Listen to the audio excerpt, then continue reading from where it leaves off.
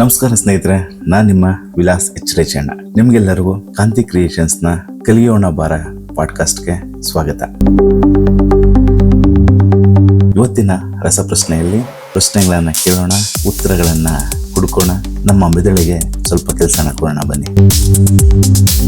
ಮೊದಲನೇ ಪ್ರಶ್ನೆ, ಒಲಿಂಪಿಕ್ಸ್ ಆಟಗಳನ್ನ ಮೊದಲು ಪ್ರಾರಂಭಿಸಿದವರು ಯಾರು? ಈಗ ನಿಮ್ಮ ಸಮಯ ಶುರು. 1, 2, 3, 4, 5, 6, 7, 8, 9, 10. The answer is ಗ್ರೀಕರು. ಮುಂದಿನ ಪ್ರಶ್ನೆ ನೋಡೋಣ. ನ್ಯಾಷನಲ್ ಮ್ಯೂಸಿಯಂ ಎಲ್ಲಿದೆ? 1, 2, 3, 4, 5, 6, 7, 8, 9, 10. The answer is Calcutta.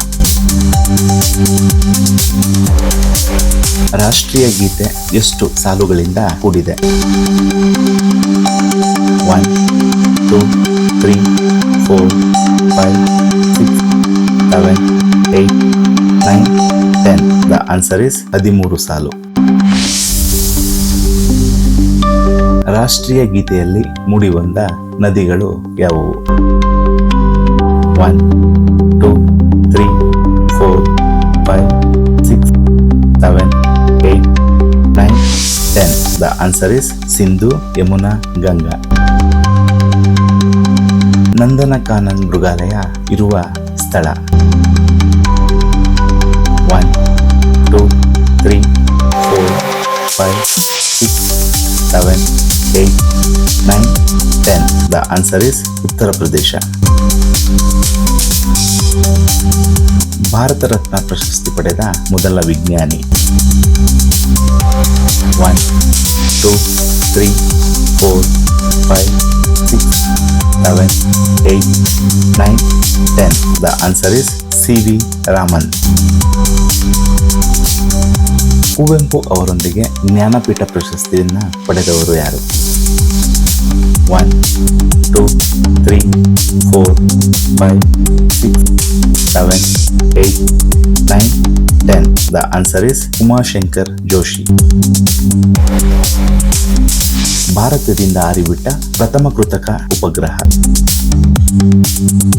1, 2, 3, 4, 5, 6, 7, 8, 9, 10.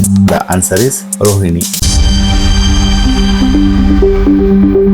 ಅತ್ಯಂತ ದೊಡ್ಡ ರೈಲ್ವೆ ವಲಯ?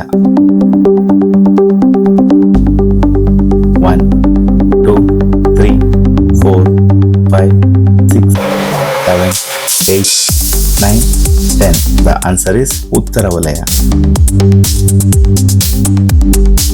ಭಾರತದ ರಾಷ್ಟ್ರೀಯ ಹಣ್ಣು?